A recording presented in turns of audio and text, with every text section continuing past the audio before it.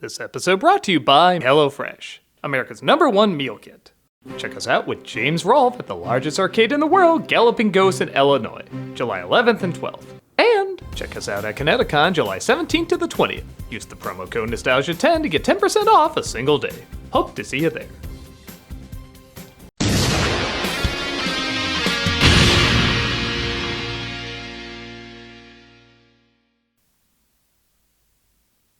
Hello, I'm the Nostalgia Critic. I remember it so you don't have to. I guess this guy really is a thing about cows.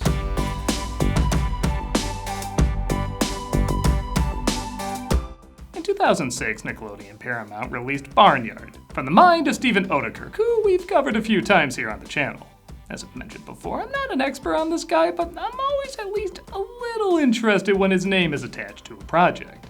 Partly because his style of comedy varies greatly in terms of quality, but there's also always a sense that he's giving it his all no matter how perfectly or imperfectly strange the project is. Barnyard did decent enough at the box office and even got a show on Nickelodeon the following year, yet its reception's been confusing to me. I've never seen it. I mean, I was graduating college around this point. It wasn't really something on my radar. But it clearly left an impression on a lot of people, as a lot of folks have asked me to review it for a while. And I didn't know if this was a good thing or a bad thing, as when I looked it up, the audience and critical scores aren't strong, but if you look on YouTube, the views are pretty bonkers. So there's clearly something in here that people remember, whether it's for better or worse. And I guess it's finally time for me, just almost a mere 20 years later, to see what it is. So let's take a closer look. Whether I should be congratulated or pray for it, let's take a look at Barnyard. The film opens with not the worst animation for Dougal. Yeah, one of the reasons I didn't check this out before is the animation design on the main characters looks pretty bad. But there have been properties with not the best style that have turned out decent material. Even if there are a lot more that don't, but let's give it a shot. Clear! Once the farmer leaves, the animals Toy Story themselves into an active social life. We see Miles the Mule and Ben the Cow, played by Danny Glover and Sam Elliott. Oh, they know the stars we demand to see together! As Ben tries to keep the farm out of trouble. A little creation of mine I like to call hill surfing. However, his son Otis, played by Kevin James, always brings trouble to them.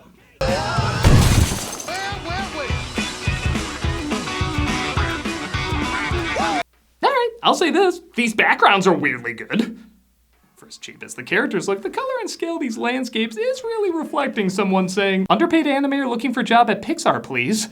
Before we get started, we have a birthday. Everett the dog turned 13 today. Again, somebody worked overtime on that thing.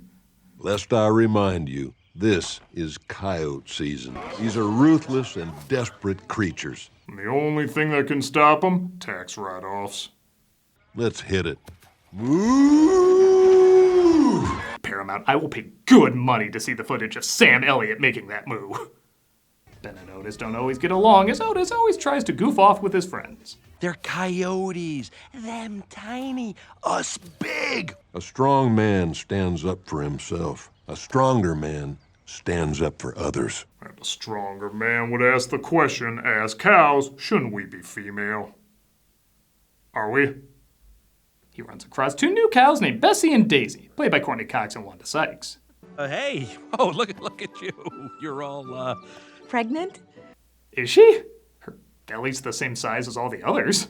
Though then again, what do I know about the science of cows? I mean, a second ago I thought they were all female. I'm sorry, I can't get past this! Now every heifer, every cow. The animals throw a hoedown that night, where they partake in... Okay, if you move that bowl literally an inch down, this is a very disturbing R. While that's going on, Ben and Otis keep an eye out for coyotes. I remember when I used to sit out here with your sister. I don't have a sister. Oh, yeah. That was you, wasn't it? See, I'm not the only one confused by this. And man, I'll give Sam Elliott credit, even for goddamn Barnyard, he's acting his ass off. It was the day you showed up. I see this little baby calf. I looked up into the sky, and I would have swore I saw the stars dance. Okay, what is it about cartoon animals written for toddlers that make bizarrely good fathers? Otis is too busy thinking about the party he was asked to go to, though, so Ben decides to be generous and let him go to it. Where we see... Mr. Bombastic, very fantastic, put me on me box, she says... What was was in those hallucinogenic drugs I took this morning.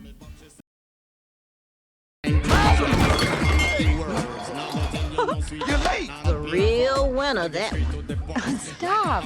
I think he's kind of cute. As every hot woman contractually has to think about Kevin James.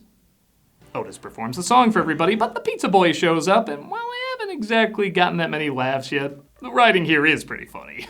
My arm fell off. My fake arm. Do you need any help? It's just against my religion. I'm a no-helpian.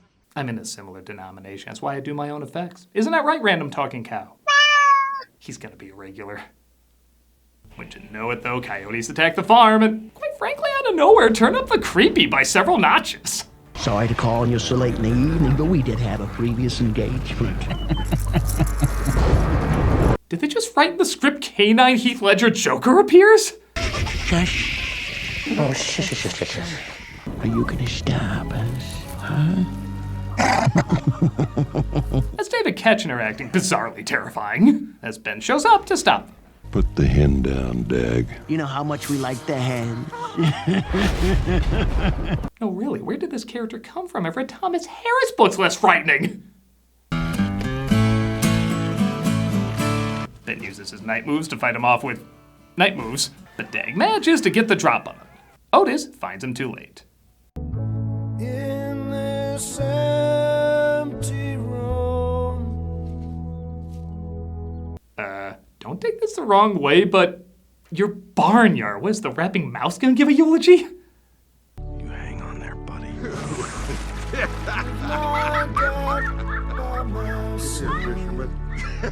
Okay, calm down, Grave of the Fireflies. You had a show that ran after Fairly Odd Parents. Someone has to do this. We don't have Ben. Therefore, I would like to nominate myself. After wasting 2 minutes on a dog character we've barely seen, making an argument he should be in charge, which, okay, 2 minutes doesn't sound like much, but... It's a long 2 minutes. The animals nominate Otis, and it looks like he certainly has his work cut out for him. I told you for a while, Riverdance just wouldn't die. It's daylight! The farmer's gonna be back! Wild Mike. Wild Mike. In a just odd moment, they bring out an animal called Wild Mike to dance and distract Otis from his responsibilities. What kind of animal is that? I don't know, but he sure can dance! Isn't it obvious it's the devil's butthole from those honeycomb commercials? Yeah, there's an idea for a joke here, but it doesn't really connect to much. I feel like it just exists for kids to watch and bounce to on YouTube over and over. Yep, that checks out. The farmer returns and sees all the animals partying, so Miles knocks him out. They try to make him think a branch fell on him, and he dreamt the whole thing. But he wonders how his shoe got so far away from him. Will you stop doing that? Okay, the wanton destruction for this harmless old man is surprisingly a good running joke. They try to make it look like 2 branches fell on him. Okay, we're finally getting some decent laughs. And Otis sees there's more responsibilities to his job as kids sneak in to go cow tipping. That's called cow tipping. Oedekerk finally showed what the Neutron kids look like in the future. They hotwire the neighbor's car and go after the kids, and every once in a while, a little bit of that Oedekerk randomness shines through. You bring the stuff. It's right here, huh? Show it. It's Show right, it. it's right here. Show it. It's right here. Show it. It's right there. That felt like dialogue he would dub in a martial arts movie. They go to tip the kid who tipped them, who I swear is the bad guy from Megamind. Never go to Meadows. Never go to Meadows. Never go to Meadows. Boy, I hate to say it, but could Ben have died earlier? Because we're finally getting some good jokes here. But the cops spot them. Probably some teenagers going out for a joyride. Nothing no strip search won't cure ya. Is this thing still on? This is a Nickelodeon property, all right?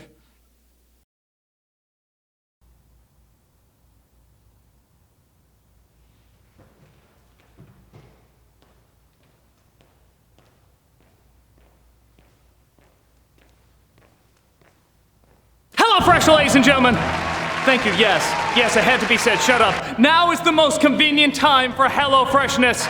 For HelloFresh makes it easier to fit quick, home-cooked meals into your schedule every week by curating delicious recipes like pasta primavera, chicken Dijon, pecan-crusted trout, as well as over 100 seasonal snacks, sides, and treats. In 2025, they're evolving to fit everybody's lifestyle. Ooh! Bringing customers even more convenience without compromising on taste, health, or homemade quality. Their new ready-made meals offer chef-crafted, flavorful dishes that are ready in just 3 minutes so you can dig in and get outside, get work done, or just get some me time. Oh my wow. Every HelloFresh meal uses high-quality ingredients including seasonal, fresh produce and proteins that travel from the farm to your doorstep. Flexible deliveries that you can pause or skip whenever you need. I particularly enjoy HelloFresh because I am not a very good cook. I'm not. But they make it so easy for people like me to learn and follow the recipes. It's the good part of good. Oh my god, the offer is taking me over! Feel great with meals that fit your spring schedule and make the season even more delicious. Go to HelloFresh.com/Critic10FM now to get 10 free meals with a free item for life. 1 per box with active subscription. Free meals applied as discount on first box. New subscribers only, varies by plan. That's HelloFresh.com/Critic10FM to get 10 free meals with a free item for life. Now I'm gonna keep myself out with the green screen.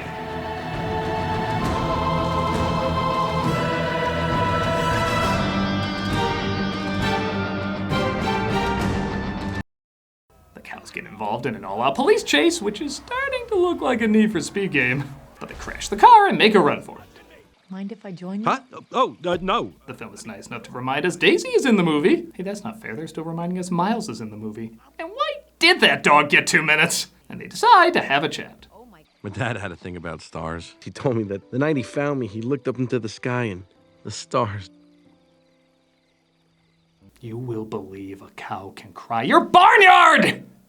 Daisy reveals her sad backstory as well, saying a bad storm took out her husband and friends. When we went home, well, everyone was gone. Come on, tell him the truth. It was the clown. The clown took everybody. Meanwhile, Dag and the others are on the hunt as Otis decides to hunt them down. What do you want to be, a hero? Cow? That was a very strong coyote. What did Otis say about him again? Them tiny, us big. Yeah, but with Smash Brother moves on their side, apparently. Welcome, punch! See you around. Round, you're fat. Why did these two actors think the Academy Awards were watching them in this? Dag says if he doesn't let them take whatever they want, they'll kill all the animals. And Otis doesn't know how to stop them. Hey, Pop. You know, I know I always said that I wasn't you, and I'm not. But I wish I was. I never thought I'd say this, but can the cow do a kung fu fight or something? Jesus, I can't believe I had to tell Barnyard to lighten up. This is like saying elf bowling has too many talks about seasonal depression. I'm leaving. I've got my own life to lead, all right? I don't belong here anymore. Otis says he's leaving the farm because he doesn't think he can help. What happened, Otis? Look, it's complicated. If you're hurting, let me help. I'd like to help. And I'm sorry, this film is taking itself so seriously so often, I actually start laughing at how ridiculous it looks seeing dialogue from a heavy drama coming out of the cast of Home on the Range. You want to know what happened? I froze, okay? Everyone here, they all trust me. And I can't protect a single one of them. Remember that video that put Yogi and Boo Boo in the assassination of Jesse James? It's like they did the same thing except with 2 cows and Marriage Story. You're being so much like your father. Do not compare me to my father. I didn't compare you to him. I said you were acting like him. You're exactly like your mother. And you're like my father. You're all the bad things about all of these people. You're goddamn Barnyard! He's told the coyotes took several of the chickens and their chicks, so he decides to take matters into his own hands. Through this really weird music transition.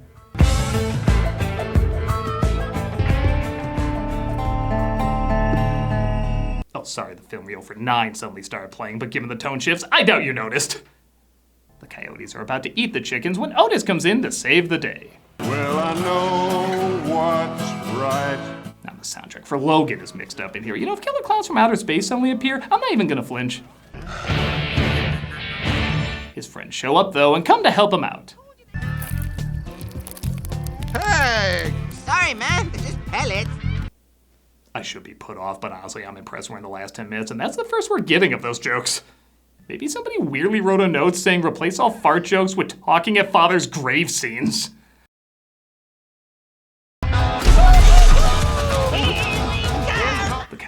fire the car again and use it to defeat the coyotes. And I guess I do chuckle at the intimidating villain suddenly screaming like this.